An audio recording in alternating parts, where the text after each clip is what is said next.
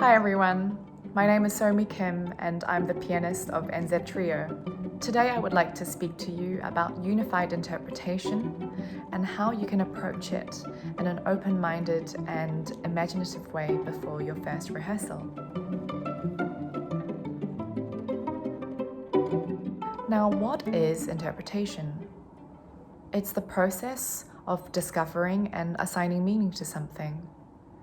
So in principle, musical interpretation is a combination of trying to understand the intentions of the composer by looking at the score and observing the musical markings, then taking this information to implement your own ideas about how you want the piece to sound, which in my opinion is the most exciting thing about making music.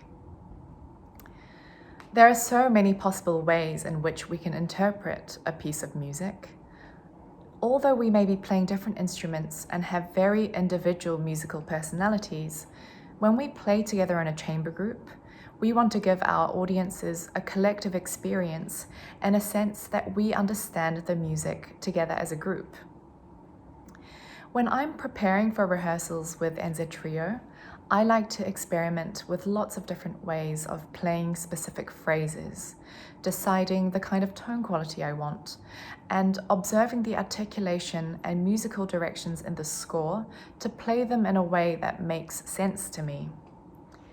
In your individual practice, I think it's great to develop strong ideas about what you want to achieve in your part, and then think about how that contributes to the bigger picture.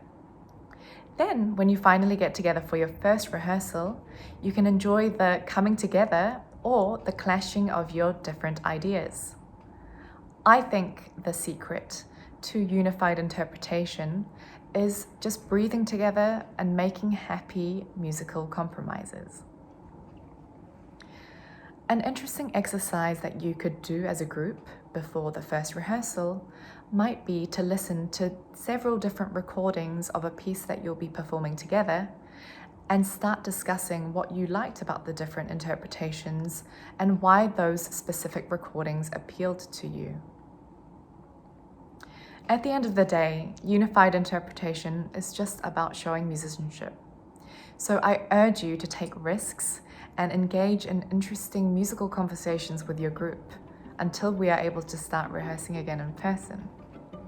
I'm so looking forward to hearing you in June, and until then, happy preparations and stay safe.